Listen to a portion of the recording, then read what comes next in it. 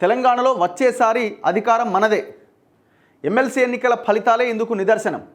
విభేదాలు పక్కన పెట్టి కష్టపడి పనిచేయండి. తెలంగాణ బీజేపీ ఎంపీలకు అమిత్ షా ఉద్బోధ.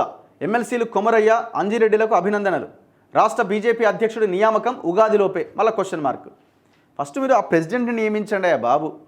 ఉన్న ప్రెసిడెంట్ ఏమో ఎట్లాగా మారుతుంది ఇది అని చెప్పి ఆయన సైలెంట్గా ఉన్నాడు.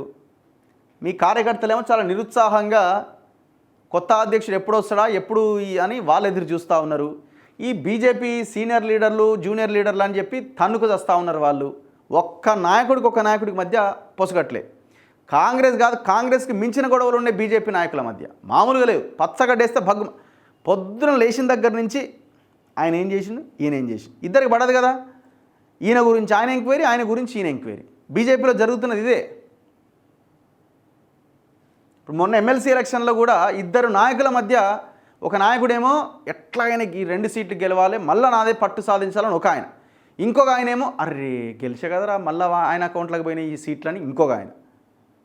ఇట్లా వీళ్ళ మధ్య ఎంత నిజం ఇది. ఒక ఆయన ఓడిపోవాలనుకున్నాడు, ఒక ఆయనేమో గెలిచి నేనేదో నిరూపించుకోవాలనుకున్నాడు. విషయం ఏంటంటే ఇద్దరి పాత్ర లేదు అందులో. వాళ్ళు గెలిచిన దాంట్లో ఇద్దరి పాత్ర లేదు. వాళ్ళు ఇండివిజువల్గా వాళ్ళు ఏదో ప్రచారం చేసుకొని వాళ్ళ తరహాలో వాళ్ళు గెలిచిరు. అది ఏ రకంగా గెలిచిరు అనేది పక్కన పెట్టండి. అది ఓన్లీ క్యాండిడేట్స్ లేదా బీజేపీ ఆర్ఎస్ఎస్ కార్యకర్తలు వాళ్ళ బలం అది. ఈ లీడర్లు చేసింది ఏం లేదు అందులో మళ్ళీ. కానీ తన్నుక చేస్తున్నారు, మామూలుగా లేదు ఇంట్లో. మీరు మారితే ఏమన్నా మీకు అధికారం ఏమన్నా లేకపోతే గదే 8-4 అవుతుంది. 880 అవుతుందా 8-4 అవుతుందా అన్నది లెక్క తెలుసుకోండి.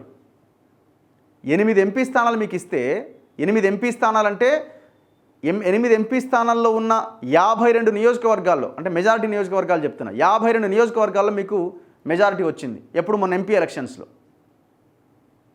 మరి 52 అసెంబ్లీల్లో మీకు మెజారిటీ ఇస్తే మీ పోరాటం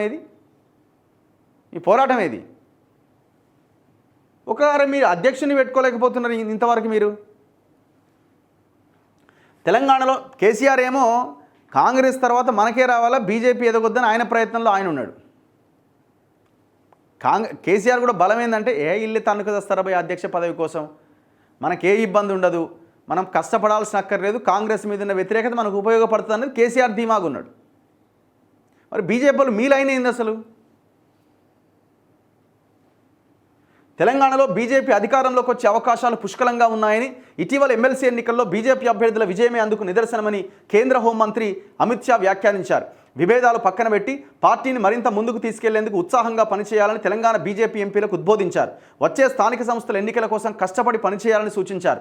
కొత్త ఎమ్మెల్సీలు మల్క కొమరయ్య, అంజిరెడ్డిని ఆయన అభినందించారు. కాంగ్రెస్ పాలనపైన తెలంగాణ ప్రజల్లో తీవ్ర అసంతృప్తి ఉందని, గ్యారంటీ అమలులో ఆ పార్టీ అధికారంలో ఉన్న 3 రాష్ట్రాల్లో కూడా ఇక కాంగ్రెస్ బలం లేదు అని ఆయన వ్యాఖ్యానించడం జరిగింది.